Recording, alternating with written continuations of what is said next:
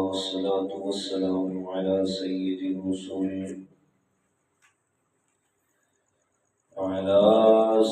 الرسل وخاتم الأنبياء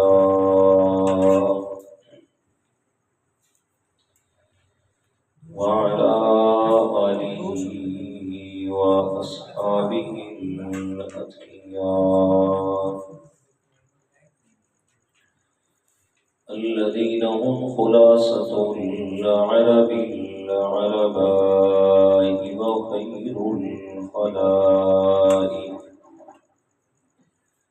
وخير الخلائق بعد الأنبياء.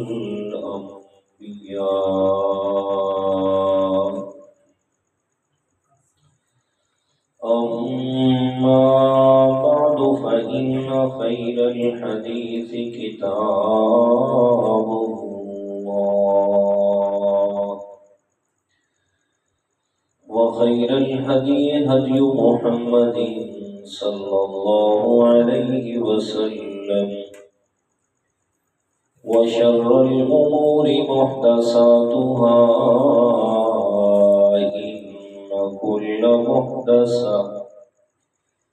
إن كل محدثة بدعة كل بدعة ضلالة وكل ضلالة في النار.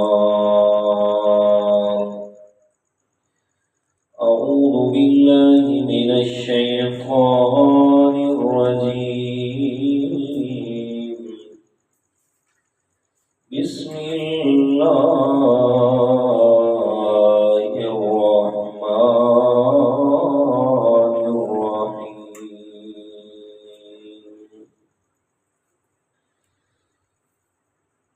الذين يأكلون الربا لا يقومون إلا كما يقوم الذي يتخبطه الشيطان من المس. ذلك بأنهم قالوا إنما البيع مثل الربا وأحل الله البيع وحرم الربا. فمن جاءه موعظة من ربه فانتهى فله ما سلف وأمره إلى الله ومن عاد فأولئك أصحاب النار هم فيها خالدون. يمحق الله الربا ويربي الصدقات والله لا يحب كل كفار أثيم.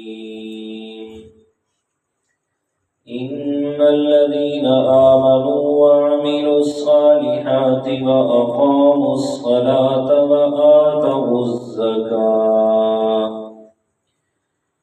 وآتوا الزكاة لهم أجرهم عند ربهم ولا خوف عليهم ولا هم يحزنون. يا أيها الذين آمنوا اتقوا الله وذروا ما بقي من الربا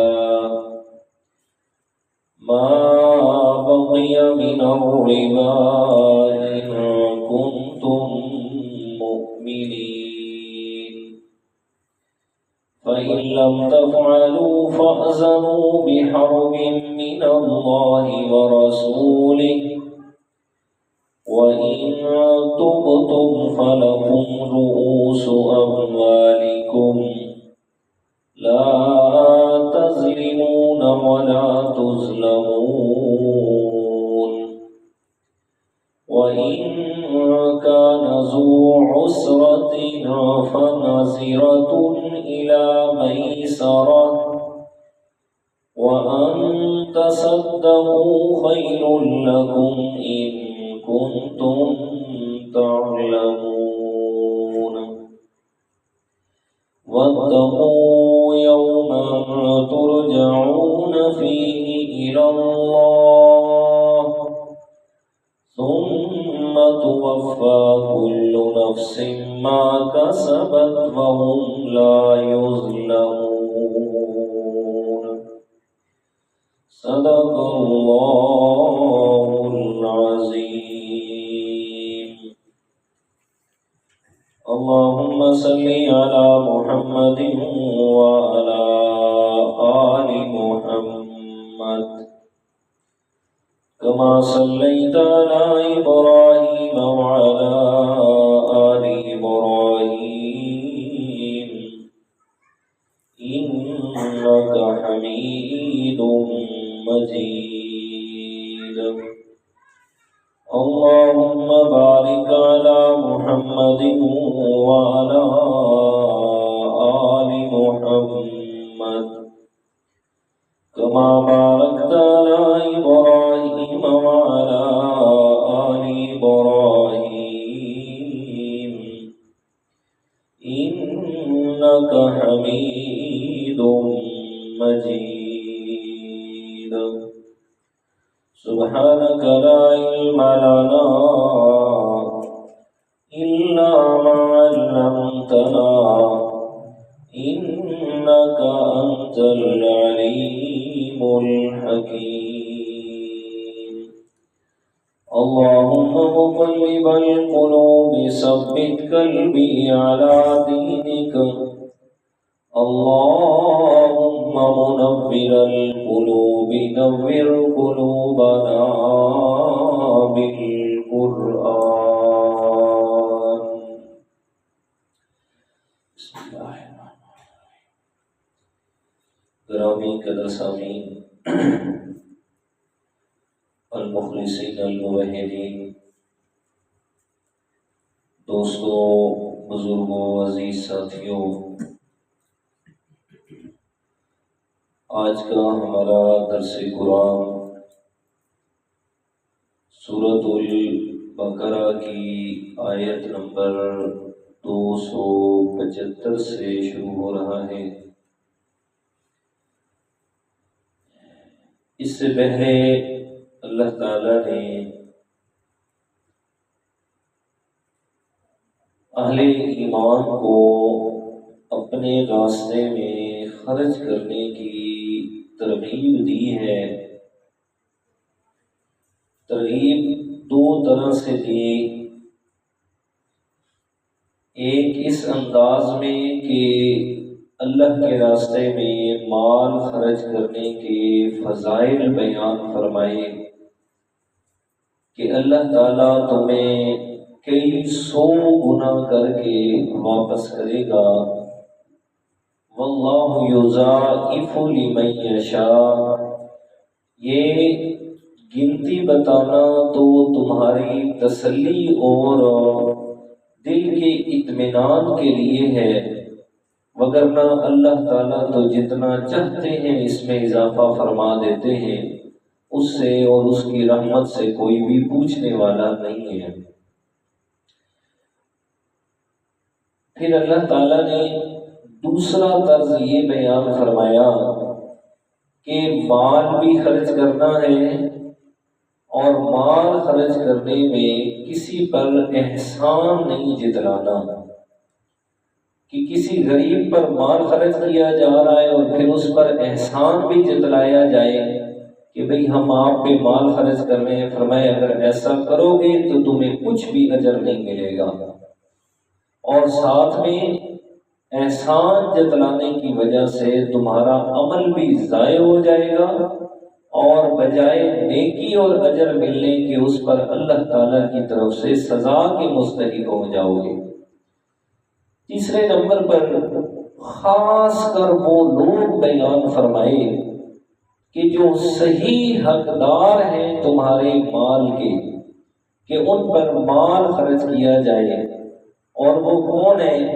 فرمایا للفقراء الذین احصروا فی سبیل اللہ لا يستطيعون ضربا في الارض يحسبهم الجاهل اغنیاء من التعفف تعرفهم بسیماهم لا يسألون الناس الحافا۔ فرمایا کہ جو اللہ کے راستے میں نکلے ہوئے لوگ ہیں اور وہ لوگوں سے مال مانگنے کے لیے ہاتھ بھی نہیں پھیلاتے، نہ لپٹ لپٹ کر سوال کرتے ہیں، بلکہ جاہل لوگ تو ان کی ظاہری زیب و زینت سے انہیں بڑا امیر سمجھتے ہیں۔ اور میں ایسے لوگ جو اللہ کے راستے میں نکلے ہیں انہیں ڈھونڈ ڈھونڈ کر اپنا مال ان پہ خرچ کرو۔ اور آخر میں پھر اللہ تعالیٰ نے یہ بھی واضح فرما دیا کہ بھائی تم جتنا بھی خرچ کرو گے، جو بھی خرچ کرو گے، چاہے چھپا کے کرو چاہے ظاہر کر کے کرو، چاہے دن میں کرو چاہے رات میں کرو، میں اللہ تعالیٰ نے ہر ایک چیز کا تمہیں اجر ضرور عطا فرمانا ہے۔ تو یہاں تک یہ خالق کائنات کی طرف سے مال خرچ کرنے کی ترغیب بھی تھی۔ اس میں جو نقائص آ سکتے تھے کہ جن کی وجہ سے انسان کا مال خرچ کیا ہوا ضائع ہو جائے گا، تو وہ بھی بیان فرما دیے، کن لوگوں پہ کرنا ہے وہ بھی بیان فرما دیا، پھر تسلی بھی دے دی جو کچھ بھی کرو گے اندھیرے میں روشنی میں، دائیں ہاتھ سے بائیں ہاتھ سے، دن میں رات میں، چھپا کے ظاہر کر کے، میں اللہ تعالیٰ وہ ذات ہوں کہ ہر ایک چیز کو جانتا ہوں اور تمہیں ہر خرچ کیے ہوئے ایک ایک پیسے اور روپے کے بدلے میں نے تمہیں اجر عطا کرنا ہے۔ تو یہ ایک تمہید تھی۔ اس کے بعد اللہ تعالیٰ نے آگے یہ بیان فرمایا کہ جناب اس بات کا خیال کرنا کہ میرے راستے میں آپ نے مال خرچ کرنا ہے، ایسا نہیں کرنا کہ جیسے ظالم لوگ کرتے ہیں کہ مال بھی خرچ نہیں کرتے اور پھر اگر کوئی قرض مانگے تو قرض بھی دیتے ہیں تو قرض پر ساتھ میں سود بھی لیتے ہیں۔ فرمایا خیال کرنا سود کی طرف نہیں جانا، میں اللہ کی رضا کے لیے مال خرچ کرنا ہے اور اپنے آپ کو سود جیسی لعنت سے بچا کے رکھنا ہے۔ اب یہ 6 آیات کریمہ ہیں جن میں اللہ تعالیٰ نے سود کو بیان فرمایا ہے، مکمل طور پر سود کی مذمت کی ہے کہ بھائی جو سود کو کھاتے ہیں، جو سود استعمال کرتے ہیں، تو میں اللہ تعالیٰ کی طرف سے ان پر کیا عذاب آئے گا اور وہ کس کے مستحق ہوں گے، اس کی وضاحت فرمائی۔ یہ 6 آیات اس جگہ پہ ہیں، سورۃ النساء میں 2 آیات ہیں اور سورۃ آل عمران میں 1 آیت ہے، اور سورہ الروم میں 21ویں پارے میں وہاں 1 آیت کریمہ ہے۔ پہلے ان آیات کو دیکھتے ہیں اور پھر میں ان آیات کو بھی آپ کے سامنے رکھوں گا، اور اس کے بعد آپ صلی اللہ علیہ وسلم کی احادیث مبارکہ کہ جن میں واضح طور پر سود کی مذمت جو ہے آپ علیہ الصلوۃ والسلام نے اپنی زبان مقدس سے بیان فرمائی ہے، پھر انشاءاللہ ان کو بھی میں جو ٹائم ہوا تو اس کو بھی میں عرض کروں گا۔ اب آیات کا ترجمہ دیکھیں اور پھر میں بات کو آگے بڑھاتا ہوں۔ اعوذ باللہ من الشیطان الرجیم، بسم اللہ الرحمن الرحیم۔ الذين يأكلون الربا لا يقومون إلا كما يقوم الذي يتخبطه الشيطان من المس۔ جو لوگ سود کھاتے ہیں، یأکلون الربا، جو سود کا کام کرتے ہیں، سود استعمال کرتے ہیں، لا يقومون الا كما يقوم الذي، وہ لوگ قیامت کے دن ایسے کھڑے ہوں گے، يتخبطه الشيطان من المس، کہ جیسے کسی انسان کو شیطان نے ہاتھ لگا کے پاگل بنا دیا ہو، جیسے شیطان کا ہاتھ لگایا ہوا حواس باختہ ہو جاتا ہے، پاگل بن جاتا ہے، پر میں ایسے ہی یہ سود کھانے والے بد حواس ہو کے، حواس باختہ ہو کے، ایسے پاگلوں کی طرح قیامت کے میدان میں اللہ تعالیٰ کے سامنے آئیں گے۔ گویا کہ یہ ان کے آنے کی ایک اللہ تعالیٰ نے علامت اور نشانی بیان فرما دی کہ جن کے یہ حالات ہوں گے دیکھنے والے خود سمجھ جائیں گے کہ یہ دنیا میں وہ لوگ تھے جو سود کھایا کرتے تھے۔ اللہ اکبر۔ اب یتخبطہ الشیطان من المس، اب پیچھے فرمایا نا یأکلون الربا، کہ جو لوگ سود کھاتے ہیں، جو سود کھاتے ہیں۔ اب کھانے کا کیا مطلب ہے کہ کھا جانا نہیں، یہ کھانے کا ذکر فرمایا، اس میں ساری باتیں آ گئی۔ سود لینا بھی، سود کے پیسے سے اپنی چیزیں خریدنا بھی، سود کے پیسے کا استعمال بھی۔ لازمی نہیں ہے کہ سود کے پیسے سے کھانے والی چیز لے کر استعمال کی جائے، مطلب کھانے کا ذکر کیا اس لیے کہ انسان کی سب سے بڑی ضرورت یہ ہے کھانا۔ جب بڑی ضرورت کا ذکر آ گیا تو باقی ساری چیزوں کا ذکر اس کے ساتھ آ گیا۔ فرمایا یأکلون الربا،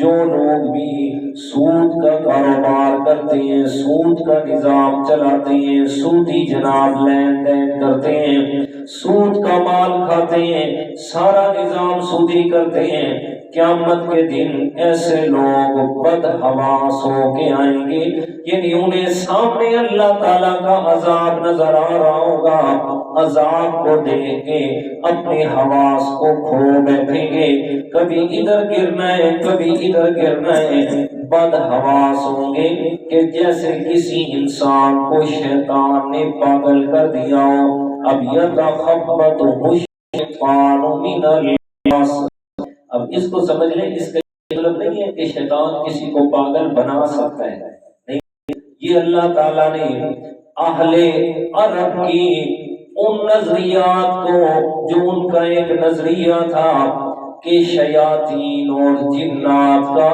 ہمارے اوپر تسلط ہو جاتا ہے، شیاطین اور جنات وہ ہمارے اوپر قابض ہو جاتے ہیں، ان کی قدرت ہمارے اوپر چلتی ہے، یعنی اگر وہ ہمیں پکڑ لیں تو ہمیں پاگل بنا دیتے ہیں۔ تو اللہ تعالیٰ نے ان کو سمجھانے کے لیے ان کے نظریے کے مطابق بات کی ہے، وگرنہ کچھ علماء نے یہاں یہ بات لکھی ہے کہ شیاطین اور یہ جنات جو ہیں یہ ان کے اللہ تعالیٰ کی طرف سے یہ ان کو طاقت سمجھ لے یا ان کی شرارت سمجھ لے کہ ان کو یہ گمراہی ہے کہ وہ لوگوں کو تنگ کرتے ہیں، ان کو کرتے ہیں جو ان جیسے ہوتے ہیں، ٹھیک ہے، جن کا اللہ کے ساتھ تعلق نہیں ہوتا تو وہ کو یہ پڑھے لکھے ہیں اسی آیت کے تحت۔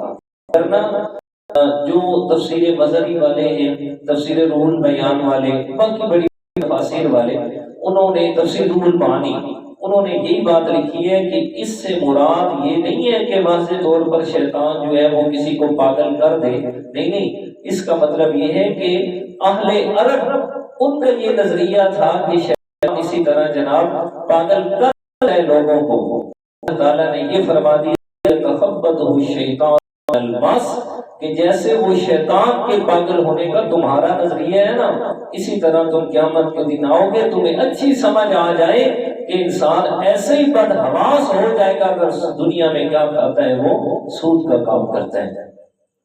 اس لیے تو مشرکین مکہ کا یہ عقیدہ تھا نا، وہ کسی جگہ پہ بھی جا رہے ہوتے نا، سفر پہ جا رہے ہوتے تو اگر اس کسی جنگل میں داخل ہونے لگتے یا پھر کسی شہر میں داخل ہونے لگتے تو وہ یہ دعا کرتے تھے، وہ کہتے تھے کہ اس جنگل کا جو بڑا جن ہے نا، بڑا شیطان ہے، اس کی پناہ میں اپنے آپ کو دیتے ہیں۔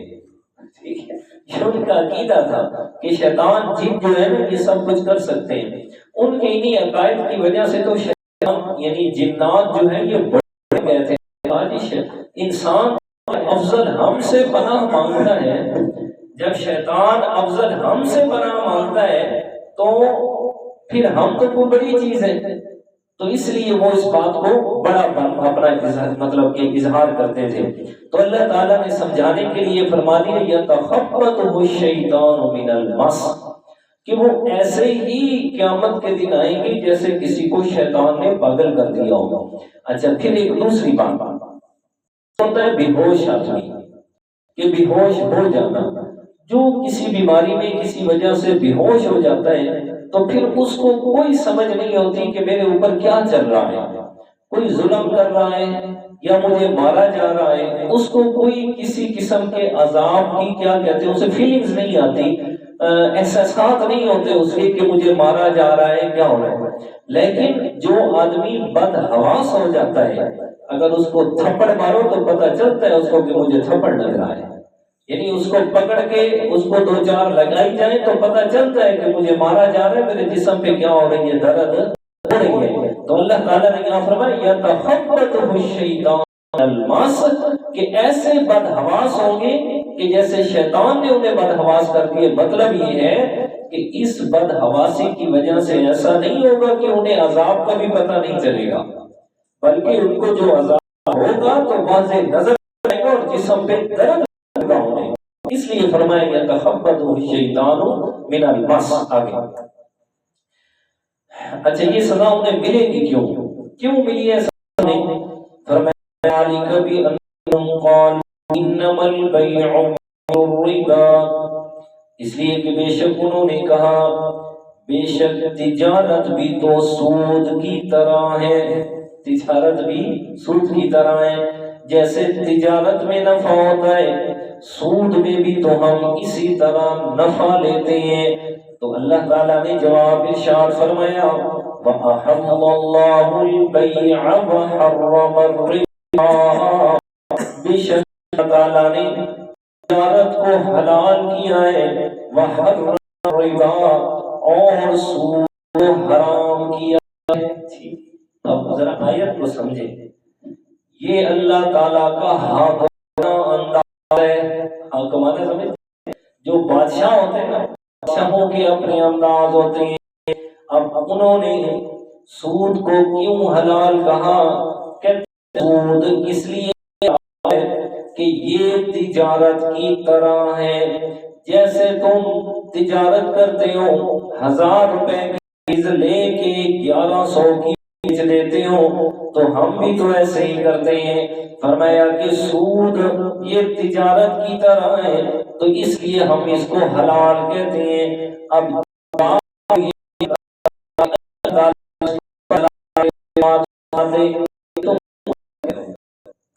کہہ رہے ہیں کہ جی ایسے سود کا تجارت میں نہیں، اللہ تعالیٰ نے دلائل بیان فرمائی بلکہ حاکمانہ انداز بیان فرمایا. فرمایا اللہ البیع وحرم الربا، تمہاری دلائل، تمہاری عقلیات، تمہارا تدبر اور تمہاری سوچ پیچھے رہ جاتی ہے. یہ اللہ تعالیٰ کا حاکمانہ انداز ہے، یہ اللہ تعالیٰ کا حاکمانہ فیصلہ ہے، یہ میرا بادشاہ فیصلہ ہے کہ میں اللہ تعالیٰ نے بے اور تجارت کو حلال کیا ہے، سود کو حرام کیا ہے. اور جو بادشاہ کا آرڈر ہوتا ہے بغیر دلیل کے وہ بولو ماننا ہوتا ہے. جی لیکن 330 روپئے 24 روپئے پیٹرول نہ پاؤ، جی آرڈر ہے نا، آرڈر ہے، ہم دلواتے ہیں گاڑیوں میں، ہماری ضرورت ہی نہیں ہے، کیوں؟ بادشاہ کا آرڈر ہے. تو اللہ تعالیٰ فرماتے ہیں وَأَحَلَّ اللَّهُ الْبَيْعَ وَحَرَّمَ الرِّبَا. آگے سے اپنی عقل چلانے کی ضرورت نہیں ہے، اپنے عقل کے گھوڑے دوڑانے کی ضرورت نہیں ہے. میں اللہ تعالیٰ نے دو ٹوک فیصلہ فرما دیا کہ اس سود کو میں نے حرام کیا ہے اور تجارت کو میں نے حلال کیا ہے. اب تمہاری فلاح اس کے اندر ہے فَمَنْ جَاءَهُ مَوْعِظَةٌ مِّن رَّبِّهِ فَانْتَهَىٰ، بس آ گئی تمہارے پاس تمہارے رب کی طرف سے نصیحت، موعظۃ نصیحت آ گئی ہے. فَانْتَهَىٰ، اب اگر ایمان کو بچانا چاہتے ہو تو سود سے رک جاؤ۔ اللہ اکبر۔ اس لیے کہ ایمان اسی چیز کا نام ہے نا کہ جو رب کا حکم آیا تو بس اس پہ پھر سر تسلیم خم ہے جو مزاج یار میں آئے، دوسری بات ہی نہیں ہے۔ تو یہ فرمایا فمن جاءہ موعظۃ من ربہ، بس تمہارے پاس تمہارے رب کی طرف سے نصیحت آ گئی، فانتہا، پس اس سے رک جاؤ، سودی نظام کو چھوڑ دو، فلہو ما سلف، بس تمہارے لیے وہ سارا مال جو پہلے تم لے چکے ہو، جو پہلے تم لے چکے ہو، یعنی سود کی حرمت نازل ہونے سے پہلے، سود کے حرام ہونے سے پہلے جو تمہارا آپس میں لین دین سودی نظام کا تھا اس پر تمہاری گرفت نہیں ہے۔ اب یہ مطلب نہیں ہے اس آیت کا کہ کوئی یہ کہے آج کے دور میں کہ جی مجھے تو پتہ ہی نہیں ہے سود حرام ہے، اس لیے میں لیتا رہا 8-10 کروڑ کی مالیت بنا لے اور کہ جی میں نے ہوں پتہ لگا سود حرام ہے، آئندہ لگے انسان۔ قرآن میں آیا ہے کہ جو پہلے لوگ لے چکے ہو وہ تمہارے لیے جائز ہے۔ اور میرے پیارے آج کے دور کی بات نہیں ہے، یہ سود کی حرمت نازل ہونے سے پہلے کی بات ہے کہ جب آپ علیہ الصلوۃ والسلام کے دور میں ابھی سود کی حرمت نازل نہیں ہوئی تھی، یہ اس دور کی بات ہے۔ یہ نہیں کہ آج کیونکہ جی مجھے تو پتہ نہیں ہے لہٰذا چکی رکھو کم لو، مجھے تو پتہ نہیں ہے۔ یہ میں پرسوں کی بات ہے غالباً، فروٹ لینے کے لیے گیا، کل تھا غالباً کے پرسوں تھا، تو وہاں بات وہ فروٹ والا مجھے کہتے ہیں اصل اس نے پوچھا نا ایسے بات ہے، میں نے کہا اچھے فروٹ دینا روزے کی افطاری کے لیے ہے تاکہ افطاری کے وقت آپ کے لیے دعا نکلے کہ آپ نے اچھی چیز دی ہے۔ کہتے جی کیڑے روزے قاری صاحب، اس نے کہا جی روزے تو گزر گیا نا، مت کیڑے روزے۔ ہائے ہائے، میں نے کہا افسوس ہے میرے پیارے بھائی، اس لیے میں ہر وقت تیرے پاس آ کے تجھے کہتا ہوں کہ ہمارے بیان میں آیا کر اور درس میں بھی آیا کر۔ درس اور بیان میں آتا تو تجھے پتہ ہوتا کہ کون سے روزے ہیں۔ پھر بتایا پیارے بھائی یہ شوال کے 6 روزے ہیں اور ان کی فضیلت کتنی ہے کہ جس نے 6 روزے رکھ لیے شوال کے اس کو اتنا ثواب جیسے پورے سال کے اس نے روزے رکھے ہو، پورے سال کے برابر روزوں کا ثواب ہے۔ اور رکھنے صرف 6 ہیں اور 6 لگاتار بھی نہیں رکھنے، پورے مہینے میں 6 رکھنے، ایک ایک کر کے رکھنے۔ اچھا وہاں پھر بات ہوئی، وہ کہتے ہیں جی کہ یہ انشورنس والا جو سسٹم اسٹیج کہتے جی مجھے 20 لاکھ میں نے دیے 10 لاکھ، مجھے 10 لاکھ ملے تو پھر اب میں کیا کروں؟ پھر میں نے سمجھایا بھائی وہ 10 آپ کے اپنے ہیں، آیت میں بھی آ رہا ہے، اور جو اوپر والے 10 ہیں نا وہ آپ کے نہیں، وہ حرام کے ہیں۔ اب بغیر کی نیت کے، بغیر کسی کی نیت کے کسی غریب کو دے، وہ آپ بھی نہیں اور آپ کی جان جائے گی، اس کے لیے جائز ہوگا استعمال کرنا۔ تو یہ تو وہ کہتے ہیں جی میں تو پہلے پتہ کو نہیں، مجھے تو پتہ نہیں، تو میں تو جائز ہوگا نا، وہ نہیں ہوگا نا بھائی۔ آپ مجھے یہ بتائیں کہ مثلا میں آپ سے آپ کپڑے کی دکان بنانا چاہتے ہیں، آپ کپڑے کی دکان بنانے کے لیے مشورہ کرنے کے لیے ڈاکٹر آپ کے پاس جائیں گے، کہتے جی کیوں؟ لیکن کپڑے کی دکان بنانی، کہتے نہیں استاد جی کسی کپڑے والے تاجر کو، میں نے کہا ادھر بات سمجھ آتی ہے اور کام کرنے لگتے ہو تو میرے پیارے ہم مسلمان ہیں، ہمارے اوپر لازم ہے کہ جب تجارت کرنے لگے تو کسی عالم آ کے پوچھ لیں استاد جی یہ جائز یا ناجائز، تو آپ نے کیوں نہیں پوچھا؟ تو پھر اس کو سمجھ آئی، اس نے کہا ٹھیک استاد جی چلے اب ایسے ہی کروں گا، اب ایسے ہی ہوگا۔ کہتے جی میں دوں کس کو؟ میں کہ دیوڑ گھنا بھی تو ٹینشن نہیں، آپ کو بتانا جاؤں گا آپ ادھر دیتے اپنے ہاتھ سے دیتے نہ تھے، مطلب جیب میں نہیں گرتا، میں بتاتا جاؤں گا آپ کو، ان کے میں اکاؤنٹ دے دیتا ہوں جس کو جتنے بھیج جہنم پہنچا دے. اس پیسے اپنے اوپر 1 روپیہ بھی تیرے حرام ہے اور آئندہ کے لیے کینسل کروا دے, جہنم سے بچ جا. تو یہاں سے بات ہوئی تھی کہ ما سلف, جب رب کا حکم آیا کہ سود حرام ہے, اس سے پہلے تم جو کچھ لے چکے ہو اس پر تمہارا مواخذہ نہیں ہوگا, وہ تمہارا یہ جائز تھا اس وقت میں. اب آگے وَأَمْرُهُ إِلَى اللَّهِ, اور تمہارا معاملہ اللہ تعالیٰ کے سپرد ہے. کیا مطلب ہے اللہ تعالیٰ کے سپرد ہے؟ کہ آپ نے سود کے معاملے سچی توبہ کی ہے, مخلصانہ توبہ کی ہے یا منافقانہ توبہ کی ہے؟ کیا مطلب؟ مخلص ہو کہ اللہ تعالیٰ سے معافی مانگ لی, مولا آئندہ اس نزدیک نہیں جاؤں گا, اب مجھے معاف کر. فرمایا وہ اللہ کا معاملہ. اور منافقانہ توبہ کی ہے, لوگوں کے سامنے آپ کو چھپا لیا کہ مجھ سے تو اچھا کوئی نہیں, توبہ کر لی اور دل میں پھر کام لگا ہوا ہے. تو یہ فرمایا وَأَمْرُهُ إِلَى اللَّهِ, سارے معاملات میں وہ اللہ تعالیٰ سپرد ہے. وہ جانتا ہے تیرے دل کے رازوں کو کہ انہ علیم بذات الصدور, وہ سینوں کے رازوں کو جاننے والا ہے. اور میرے پیارے بھائی, جب سینے میں کوئی راز, کوئی خیال آتا ہے, اس خیال انسان بھی جانتا ہے اور اللہ تعالیٰ بھی جانتا ہے. تو میرا بھائی نہیں, اللہ تعالیٰ تو وہ ذات ہے, وہ اس خیال کو بھی جانتا ہے جو ابھی انسان کے دل میں پیدا ہی ہوا. وَأَمْرُهُ إِلَى اللَّهِ, کہ یہ سارا معاملہ اللہ کے سپرد ہوگا. وَمَنْ عَادَ فَأُولَٰئِكَ أَصْحَابُ النَّارِ هُمْ فِيهَا خَالِدُونَ.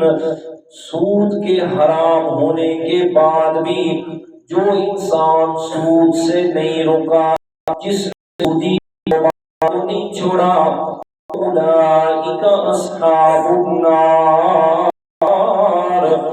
یہی لوگ جہنم والے, یہی لوگ ہیں آگ میں جلنے والے. ہم فیہا خالدون, اور اس میں ہمیشہ جلتے رہیں گے. اللہ تعالیٰ معاف فرمائے.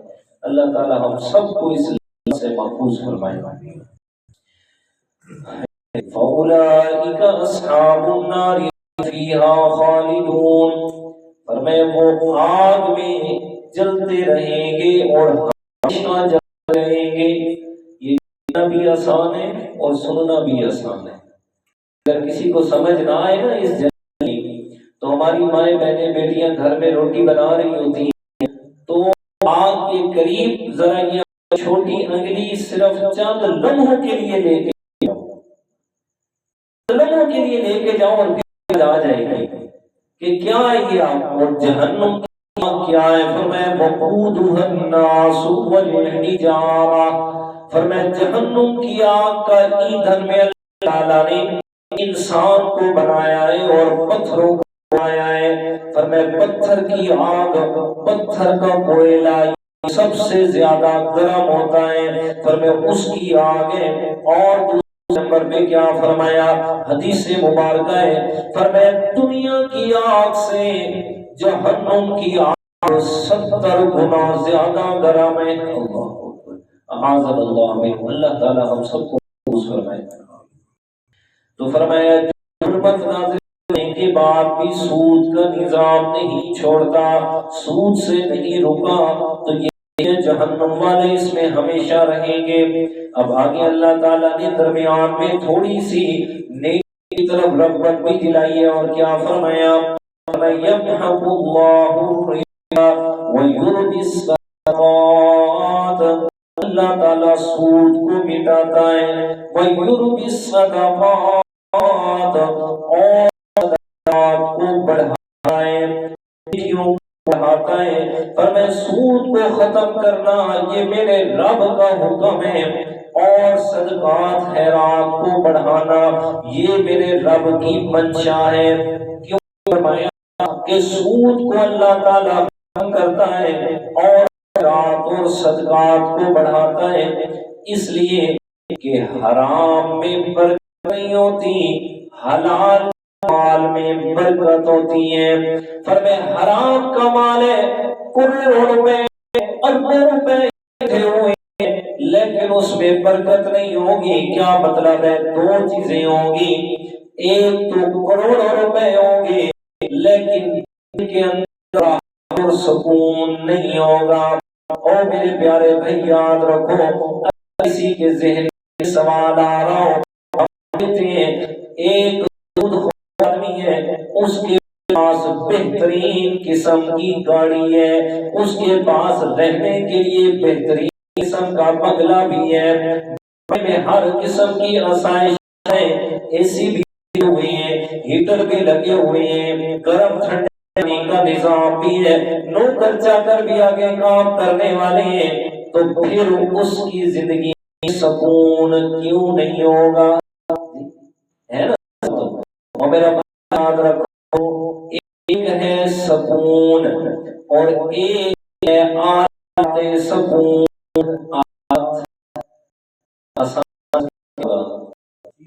چیزیں سکون کی چیزیں، سکون کے آلات سکون اور سکون کا مل جانا یہ اور چیز ہے۔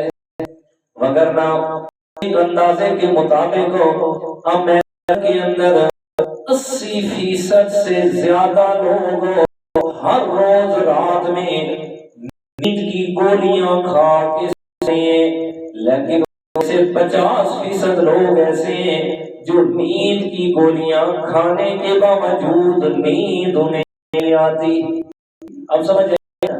آلات سکون، آلات نیند گولی اور سکون نیند کا آ جانا۔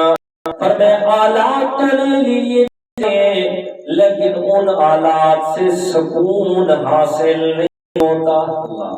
تو یہ فرمائے یمحق اللہ الربا ویربی الصدقات، اللہ تعالی حرام کو مٹاتا ہے، حلال چیز کو بڑھاتا ہے، صدقہ کو بڑھاتا ہے۔ کیوں؟ اس کے اندر برکت ہوتی ہے، حرام چیزوں میں برکت نہیں ہوتی۔ برکت نہ ہونے کا مطلب کیا ہے کہ وہ کروڑوں روپے اربوں روپے وہ سارے کے سارے ایسے کاموں پہ خرچ ہو جاتے ہیں جن کو کچھ فائدہ ہی حاصل نہیں ہوتا۔ کیسے؟ مثلا امیر آدمی سود ہو رہا ہے، کروڑوں روپے کا مالک ہے، لیکن بیماریاں ایسی ہوئی ہیں، ایسی بیماریوں میں مبتلا ہے کہ جس بیماری کا ایک ٹیسٹ ہزاروں میں ہوتا ہے، بلکہ آپ کے سامنے ہی ہے۔ میں دیکھ کے آپ کے ببلا میں ہو رہا ہے، اللہ تعالیٰ اس کو ہدایت دے دے۔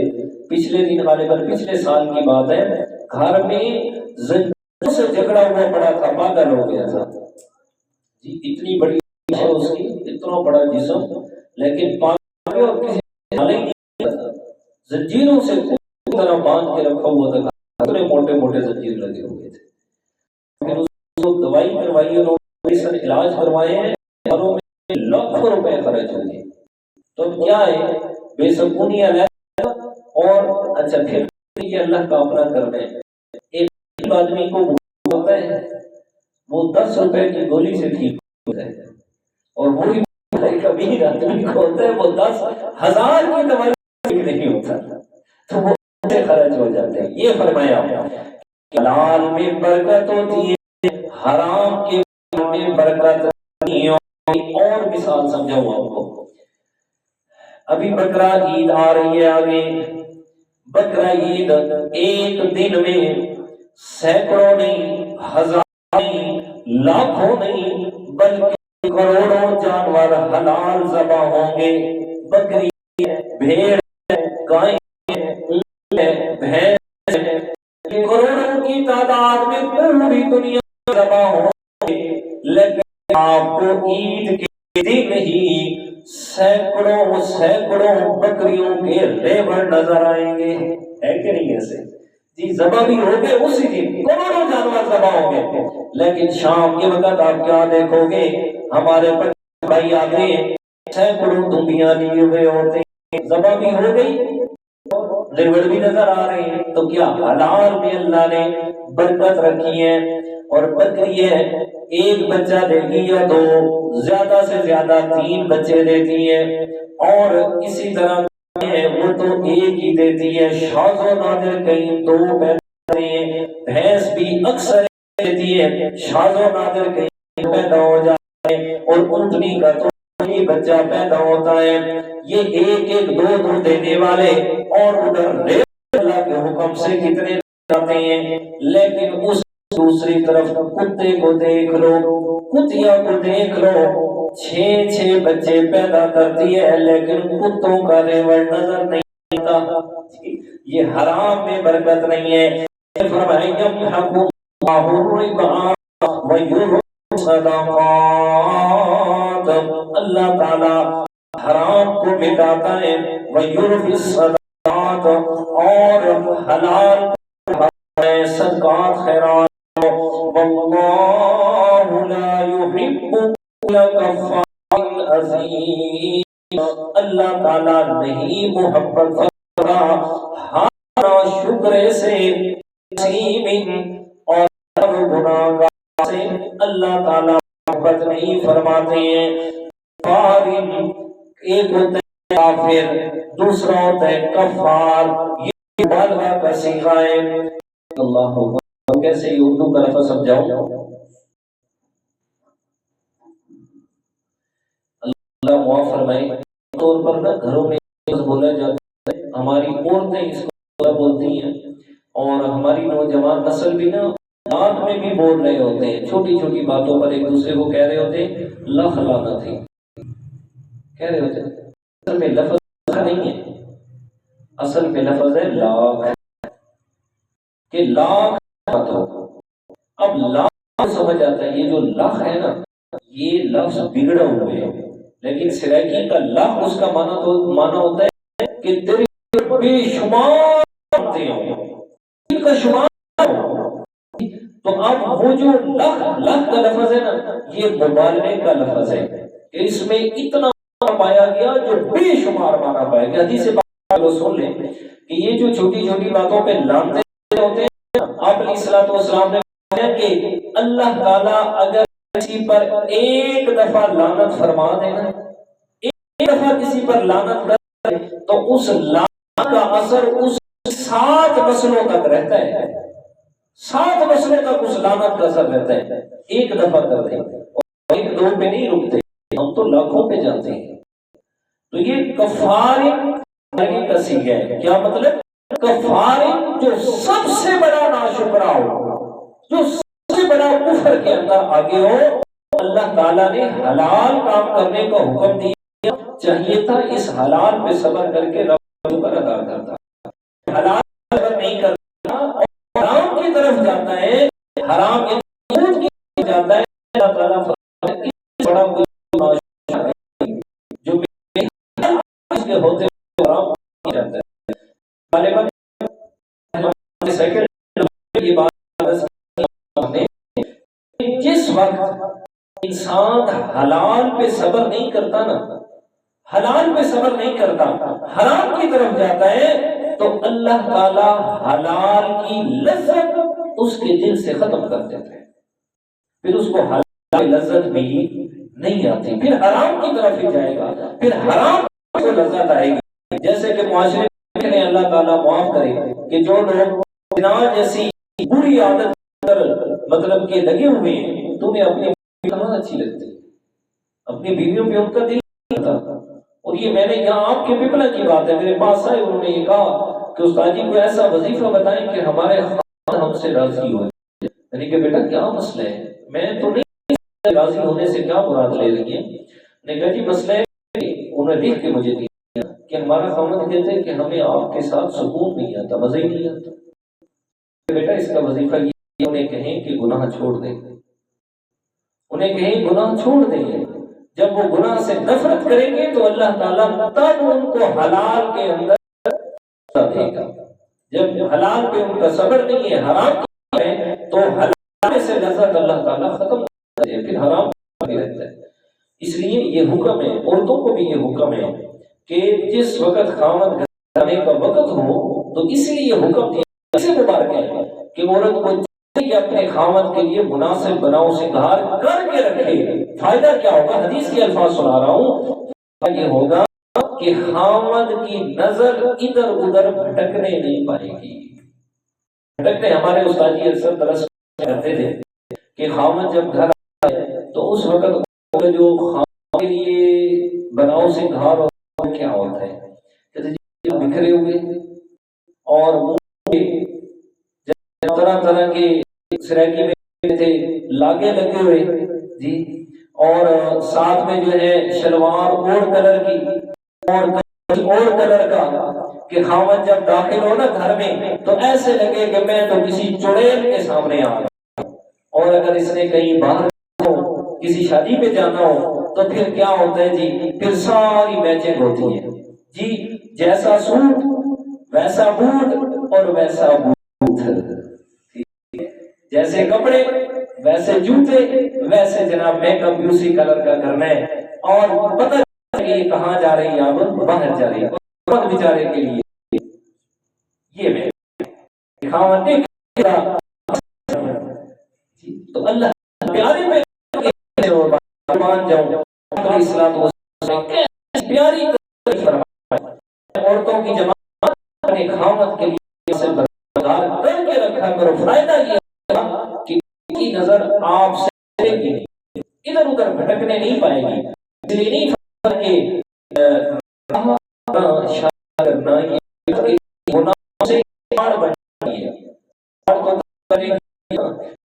جب اسے بنایا جائے جی، نوجوان کی عجیب ہے وہ بھی شادی کرتے ہیں تو اس سے پہلے بڑے بڑے جناب میں کیا ڈر معاشرے میں ذہن کی گئی اس سوشل میڈیا کے ذریعے سے کے لیے نہیں، محبت کے لیے لڑکیوں کے لیے بھی یہی بات آ رہی ہے اس کے ذریعے کہ بھائی خاوند رکھنے نا وہ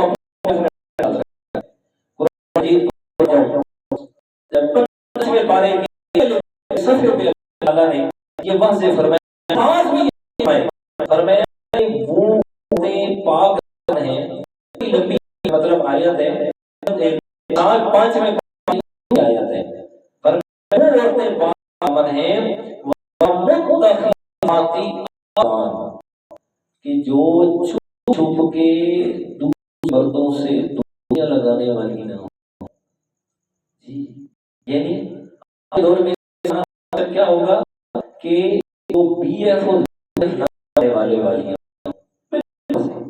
متخذاتی اقدام کہ جنہوں نے لڑکی کو بوائے فرینڈ رکھے ہیں، لڑکا اس نے گھر بنا کے رکھی تو وہ امن ہو چلی گئی تو کیا کر رہا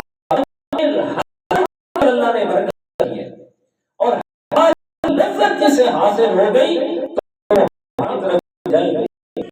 اللہ تعالیٰ رہے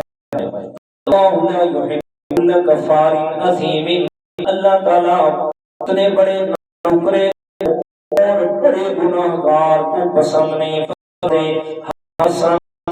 ان کے ذکر فرمایا ان الذین آمنوا وعملوا الصالحات، جو لوگ ایمان لائے وعملوا الصالحات کمال کا معمول کیا وقاموا الصلاۃ اور نماز قائم کرتے رہے وآتوا الزکاۃ ادا کرتے لہم اجرہم عند ربہم، ان کے لیے ان کا اجر ہوگا ان کے رب کے پاس، ولا خوف علیہم ولا هم یحزنون، اور نہ ان پر خوف ہوگا اور نہ کسی قسم کا غم ہوگا۔ فرمائے وہ لوگ ہیں کہ جو ایمان لائے اچھے اعمال کرتے رہے نیکی کا معمول بنا کے رکھے وَأَقَامُوا الصَّلَاةَ، نیکیوں میں سے خاص کر کے کر دیا جو نماز کو قائم کرنے والے ہیں، وآتوا الزکاۃ اور زکات ادا کرنے والے، یعنی اگر زکات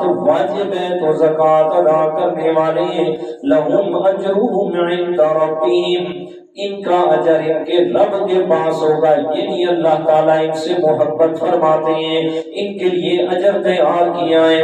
ولا خوف علیہم، دنیا چھوڑنے پر انہیں آگے کا کوئی بھی خوف نہیں ہوگا کہ آگے ہمارے ساتھ کیا ہوگا، ولا هم يحزنون، اور پچھلوں کے بارے میں بھی غم زدہ نہیں ہوں گے۔ آگے فرمایا یا ایھا الذین آمنوا اتقوا اللہ وذروا ما بقی من الربا ان کنتم مؤمنین۔ اس آیت کریمہ کا چھوٹا سا شان نزول ہے۔ قبیلہ ثقیف کے لوگوں نے اسلام قبول کرنے سے پہلے قبیلہ بنو مغیرہ کے کچھ لوگوں کو قرض دیا ہوا تھا، اور قرض بھی تھا، سود کا لین دین تھا، یعنی ابھی سود کی حرمت نازل نہیں ہوئی تھی اور انہوں نے اسلام بھی قبول نہیں کیا تھا۔ جب فتح مکہ کے موقع پر یہ مسلمان ہوئے تو قبیلہ ثقیف کے لوگوں نے قبیلہ بنو مغیرہ کے لوگوں سے کہا جی وہ جو اب تو مسلمان ہو گئے ہیں نا، جو پہلے کا لین دین تھا نا وہ سود والا، وہ ہمیں پیسے دو، وہ ہمیں کوئی پیسے آئندہ نہیں ہوگا، پچھلے تو دینے ہوں گے۔ تو اس پر یہ قبیلہ بنو مغیرہ کے لوگ آپ صلی اللہ علیہ وسلم کے پاس آئے، فرمایا یا رسول اللہ یہ بات ہے، تو اس پر اللہ تعالیٰ نے یہ آیات کریمہ نازل فرمائی، فرمایا کہ انہیں کہو جو سود باقی رہ گیا وہ ختم ہے سود، اب آپ سود نہیں لے سکتے۔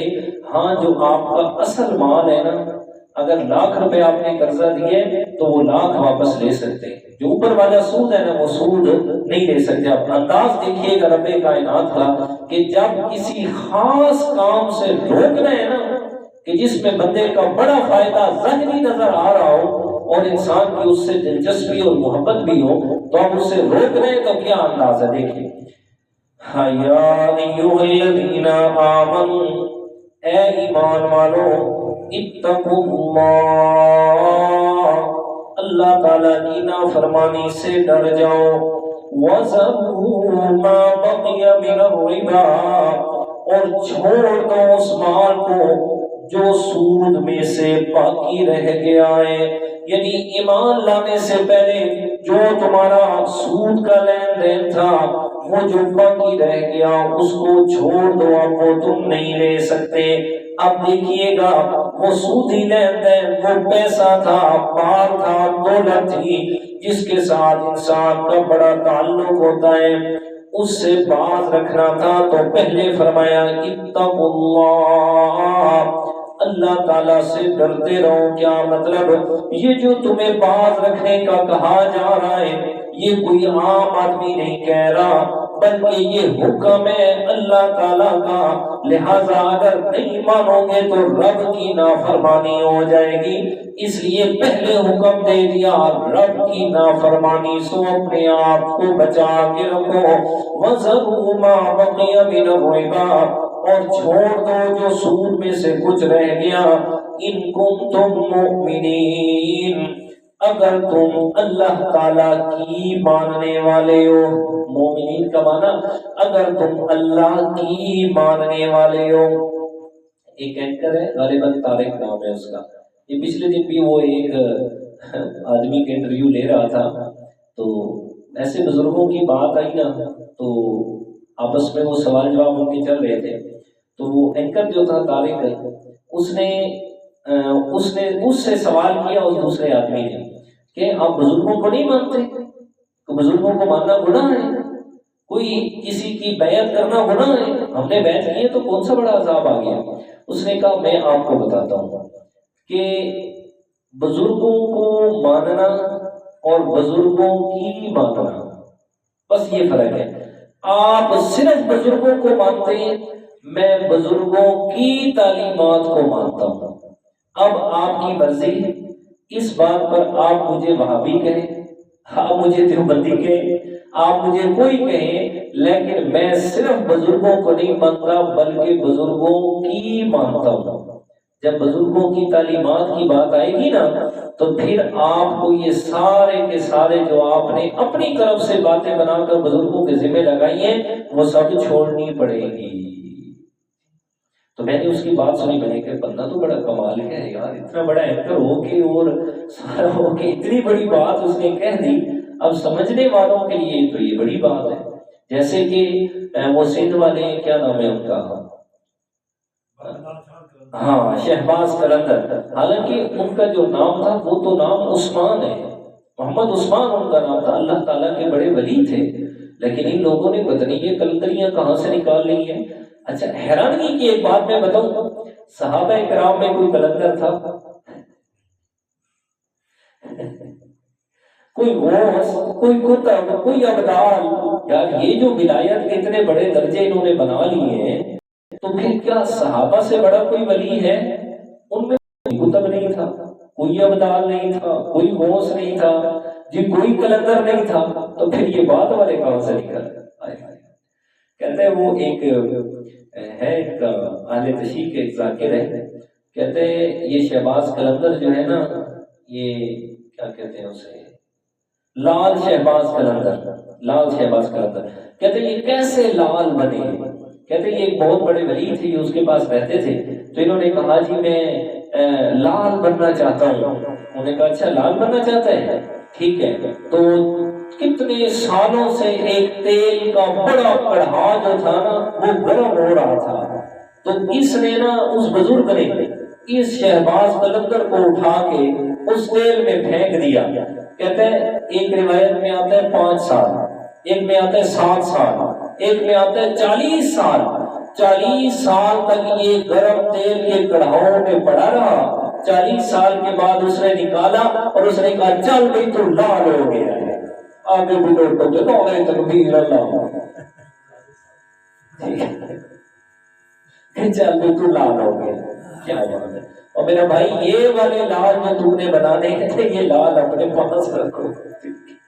پیارے پیغمبر نے تو کسی کو ایسے لال نہیں بنایا، ہائے ہائے، پیارے پیغمبر کے صحابہ نے تو پیغمبر کی تعلیمات پر اپنے لال قربان کیے ہیں۔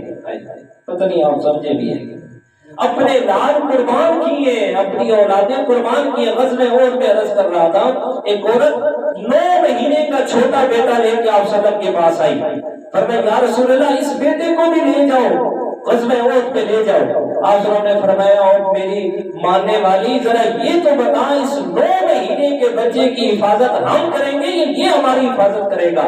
فرمایا نہیں یا رسول اللہ میرا ایک ہی بیٹا ہے، کوئی اور ہے ہی نہیں، 9 مہینے کا ہے، آپ اسے لے جائیں اور جس جگہ پہ آپ بیٹھے ہو نا اور دشمن کی طرف سے جس طرف سے تیر آ رہے ہو اس طرف سے سامنے میرے بیٹے کو لٹکا دینا تاکہ میرے بیٹے کو تیر لگے، آپ کی جان پہ کوئی بھی ضرر نہ آئے۔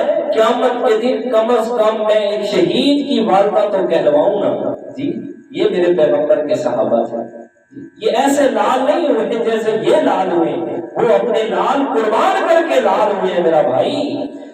ہاں تو فرمایا فاذر وذروا ما بقي من الربا ان كنتم مؤمنین، فرمایا یہ سود چھوڑو گے ان کنتم مؤمنین، اگر تم اللہ کی ماننے والے ہو، اگر تم رب کائنات کو ماننے والے ہو۔ آگے فَإِن لَّمْ تَفْعَلُوا فَأْذَنُوا بِحَرْبٍ مِّنَ اللَّهِ وَرَسُولِهِ، اگر تم سود نہیں چھوڑو گے، اب یہ ڈرایا جا رہا ہے، دھمکایا جا رہا ہے، اگر تم سودی معاملات سے نہیں باز آؤ گے تو فَأْذَنُوا بِحَرْبٍ مِّنَ اللَّهِ وَرَسُولِهِ، بس تیار ہو جاؤ اللہ اور اس کے رسول سے جنگ کرنے کے لیے۔ اللہ جی کیا مطلب ہے کہ جو سود کا نظام نہیں چھوڑتا تو وہ اللہ اور اس کے رسول کے خلاف اعلان جنگ کر رہا ہے، اور جس کا اللہ اور اس کے رسول کے خلاف اعلان جنگ ہے تو بھلا وہ کیسے کامیاب ہوگا؟ کہ اتنا بڑا گناہ ہے کہ جیسے کوئی اللہ اور اس کے رسول کے خلاف جنگ کرنے کے لیے نکل آیا، اتنا بڑا۔ فرمایا اگر تم یہ نہیں چھوڑو گے تو پھر اللہ اور اس کے رسول کے خلاف جنگ کرنے کے لیے تیار ہو جاؤ۔ کیوں؟ اس لیے کہ دنیا پر اللہ تعالیٰ کی حاکمیت چل رہی ہے، ان الحکم الا للہ، کہ کائنات میں صرف حکم اللہ تعالیٰ کا چل رہا ہے۔ کیوں کہ کائنات کا مالک بھی صرف وہی ہے، جو مالک ہے اسی کا حکم چل رہا ہے۔ دوسرا فرمایا جو اللہ تعالیٰ کی زمین پہ مسلمانوں کا خلیفہ ہے وہ اللہ تعالیٰ کا نائب ہے۔ اب اللہ تعالیٰ کی قیامت میں زمین پر حکم رب کا چل رہا ہے اور چلانا مسلمانوں کے خلیفہ نے۔ اب دونوں باتیں آ گئی۔ فرمایا جو اللہ کا حکم ہے کہ سود کے قریب نہیں جانا، اب اگر کسی نے یہ نہ مانا تو وہ اللہ کے حکم کا انکار کر رہا ہے، تو اللہ اور اس کے رسول کے خلاف اعلان جنگ کرنے کے مترادف ہے۔ اور دوسری بات، جو وقت کا خلیفہ ہے اس نے رب کا حکم سنانا ہے کہ جناب آپ اس پہ عمل کرو تو فلاح ہے۔ اب اگر کوئی وقت کی اسلامی حکومت کے حکم کا انکار کر رہا ہے تو وہ حکومت کا باغی بن گیا ہے، اور باغی کی سزا بھی قتل ہے، اس کے خلاف بھی جنگ کر کے اس کو قتل کر دیا جاتا ہے۔ تو دونوں صورتوں میں فرمایا فَعَزَرُوا بِحَرْبٍ مِّنَ اللَّهِ وَرَسُولِهِ۔ آگے ایک اور بات اس میں، اگر تو کوئی سود کا کاروبار کر رہا ہے اسے حلال سمجھ کر، کہ اپنی طرف سے نظریے بنائے ہوئے ہیں کہ یہ ایسے ہو تو ایسے، ایسے ہو تو ایسے، لہذا حلال ہے۔ جیسے میں پیچھے عرض کر چکا ہوں مشرکین مکہ کی بات، کہ انہوں نے کہا سود بھی تو تجارت کی طرح ہے نا، جب تجارت حلال ہے تو سود بھی حلال ہونا چاہیے۔ تو اگر کوئی سود کو اپنے دل و دماغ کی تسلی کے لیے نظریات بنا کر حلال سمجھ کے کر رہا ہے تو ایسا آدمی مرتد ہے۔ جی جی جی جی جی بڑے انہوں نے مطلب کہ دلائل بنائے ہوئے ہیں۔ اچھا پھر میں نے ان کے دیکھے ہیں کہ جو انہوں نے فتوے لیے ہوئے ہیں نا مختلف علماء سے، اس کے اوپر جو انہوں نے سٹیٹ اس کی تیار کیے ہیں کہ اسٹیٹمنٹ کی یہ باتیں اور ہم اس پر دیتے ہیں، تو وہ اور احکامات ہیں اور جو ان کی پالیسیز ہیں وہ اور ہیں، جس کی وجہ سے علماء نے جب تحقیق کی تو فرمایا کہ یہ بالکل جوڑے اور سود کی قسم ہے، لہذا یہ کیا ہے؟ حرام ہے۔ تو پہلی بات کہ اگر سود کو حلال سمجھ کے کر رہا ہے تو ایسا آدمی مرتد ہے۔ مرتد کہا جاتا ہے جو مسلمان تھا اور اللہ تعالیٰ کی کسی حرام کردہ چیز کو اس نے حلال کر دیا۔ اچھا مجھے یہ بڑا عجیب لگتا ہے کہ بھئی قرآن میں نا ایک دفعہ آیا ہے کہ بیٹی سے نکاح حرام ہے، ماں سے نکاح حرام ہے۔ اب یہ کسی جاہل سے بھی آپ پوچھو نا کہ بھئی یہ بیٹی ہے اس سے نکاح آپ کا بتو میری جو اپنی دھی ہے بھائی، دھی نال نکاح حرام ہے، ماں کا ماں سے نکاح حرام ہے جی۔ اچھا آج پھر بڑے عجیب مسائل آتے ہیں۔ میں کل پرسوں بھی شاید قاری صاحب کو بتا رہا تھا، کس کو ادھر کھڑے تھے، ہمارے ایک ریلیٹیو ہے، اس نے مجھے کال کی، اس نے کہا اس کا جی مسئلہ دسو، میں کہ جی پوچھو۔ اس نے کہا جی میری بیوی آئی ہے، میں اس کو طلاق نہیں چھوڑی تے اس اگا شادی کر کے دی، پیچھے میرا سوہرا مر گیا ہے، چلو مسائل سنائے، میرا سوہرا مر گیا ہے تے ہن میں اپنی سس نال نکاح کر سکتا؟ سناؤ جی۔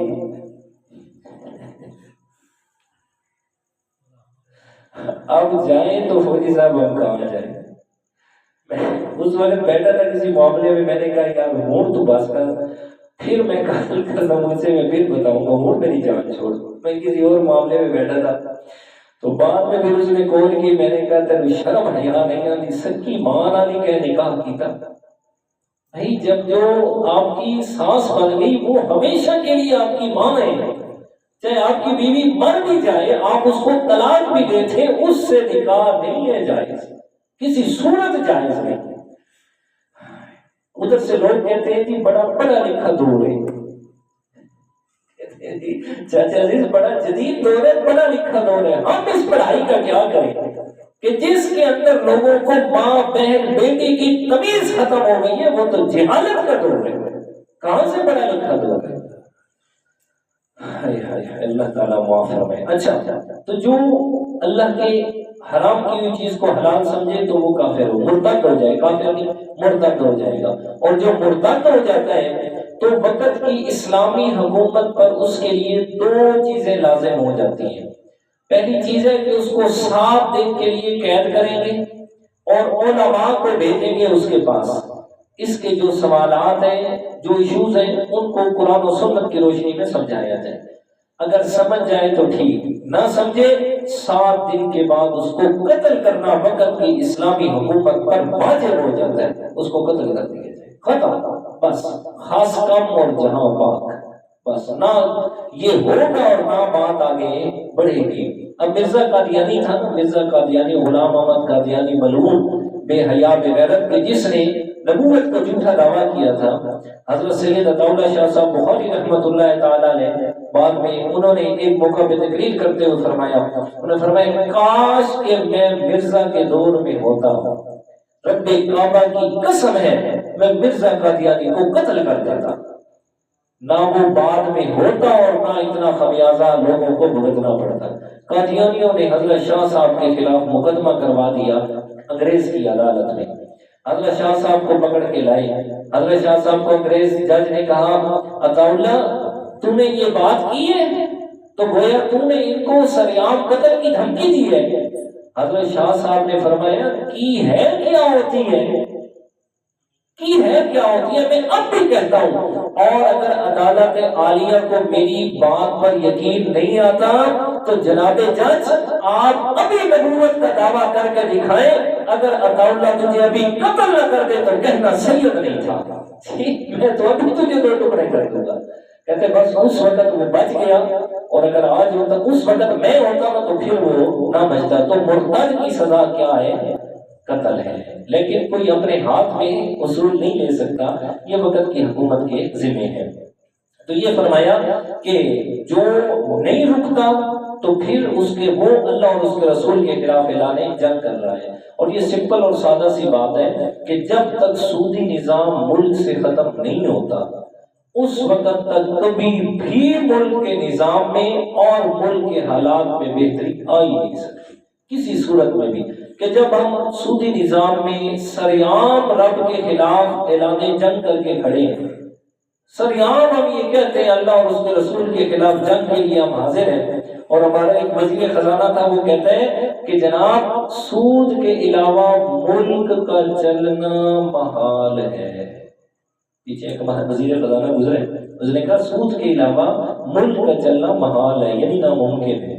کہ وہ عجیب، تمہیں اصل بات تو وہی ہے نا کہ قرآن پڑھو تو بتاؤ، حدیث پڑھی ہو تو بتاؤ کہ کیسے جس رب نے دنیا بنائی ہے وہ رب کہتا ہے سود کے علاوہ دنیا چلے گی، دنیا کا نظام بہترین چلے گا، اور دنیا والے کہتے ہیں نہیں نہیں سود کے علاوہ نظام ہی نہیں چل سکتا۔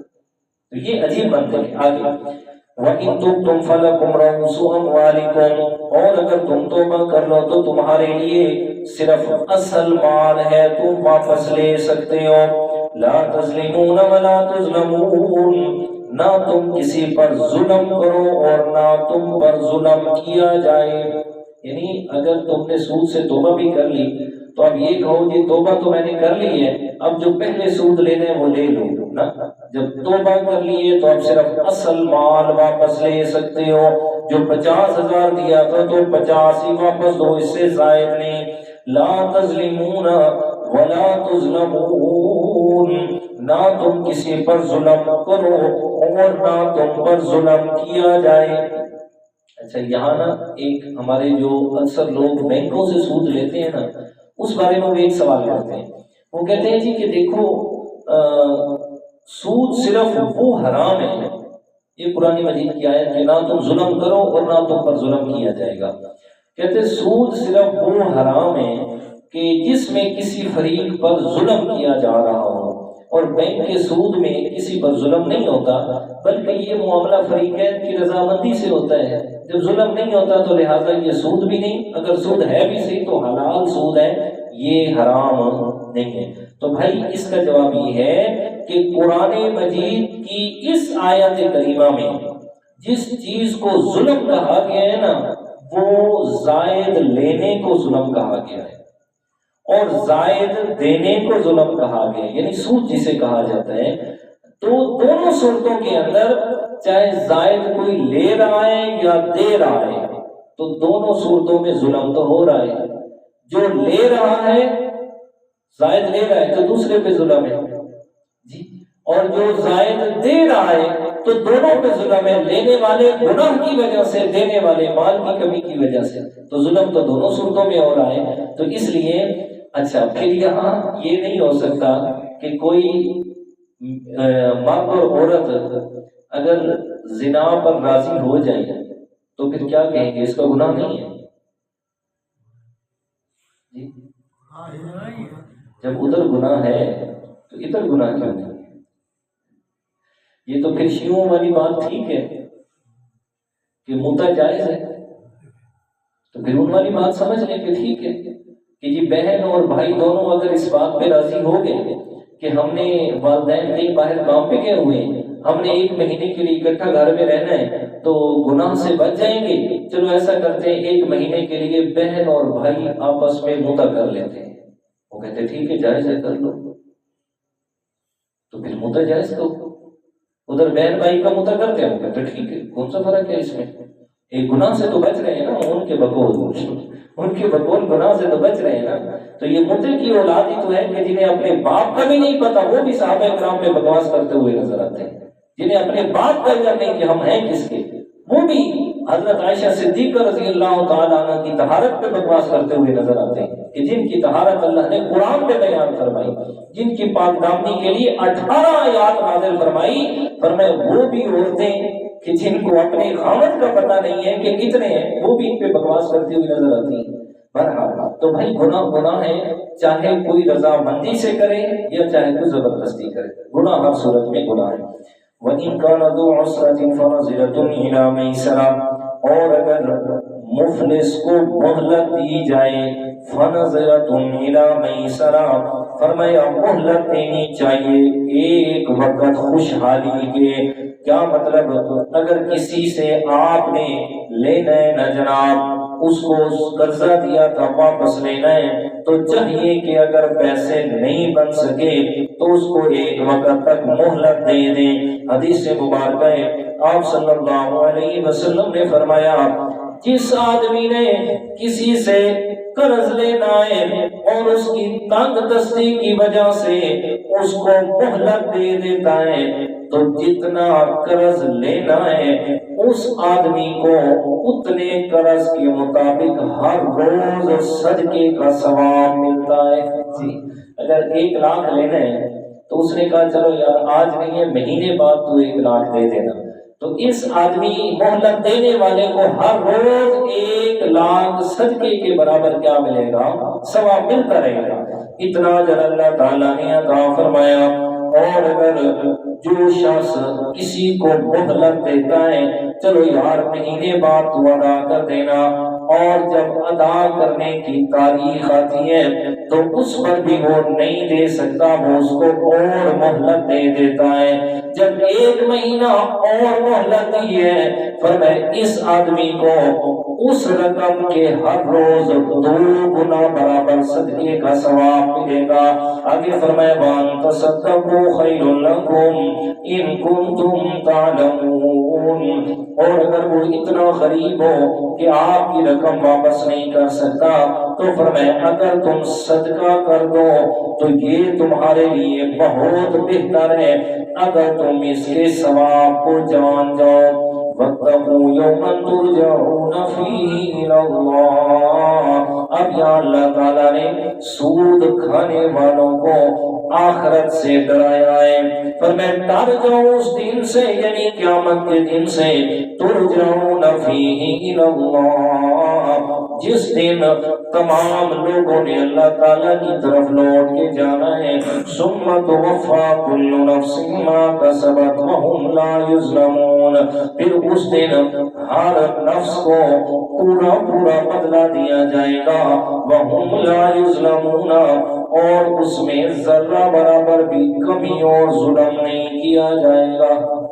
ये आयत करीमा आखिरी आयत है जो आप अलैहिस्सलाम पे नाज़िल हुई। और इस आयत के नुज़ूल के बाद हज़रत अब्दुल्लाह इब्न अब्बास रज़ी अल्लाह तआला अन्हु फरमाते हैं कि नज़ूल के एतबार से ये आयत करीमा आखिरी आयत है। इसके बाद आप सल्लल्लाहु पर कोई और आयत नाज़िल नहीं हुई। और इसके 31 दिन बाद या बाज़ रिवायात में आता है 9 दिन बाद आप अलैहिस्सलाम इस दार फानी से अल्लाह ताला के पास तशरीफ ले गए, यानी आप अलैहिस्सलाम फौत हो गए। ये आयत करीमा नुज़ूल के एतबार से आखिरी आयत करीमा है। और फरमाया वत्तक़ू यौमन तुरजऊन फ़ीही इलल्लाह, कि भाई डर जाओ अल्लाह ताला के सामने हाजिरी से, उस दिन से डर जाओ कि जिस दिन में तुमने अल्लाह ताला के सामने हाजिर होना है और अपनी जिंदगी के एक एक अमल का हिसाब देना है। और जो तुम्हारा हिसाब होगा तो उसमें फिर जर्रा बराबर भी किसी पे जुल्म नहीं किया जाएगा। जो अमाल लेके जाओगे उन्हीं अमाल का ही तुम्हें बदला दिया जाएगा। अच्छे अमाल होंगे, हरामकारी और हराम खोरी से बच के जाओगे तो यकीनन तुम्हें सवाब मिलेगा, रब की रजा मिलेगी। और अगर हरामकारी और हराम खोरी से नहीं बचे तो फिर अल्लाह ताला के अजाब के मुस्तहिक होंगे। अल्लाह ताला की तौफीक अता फरमाए।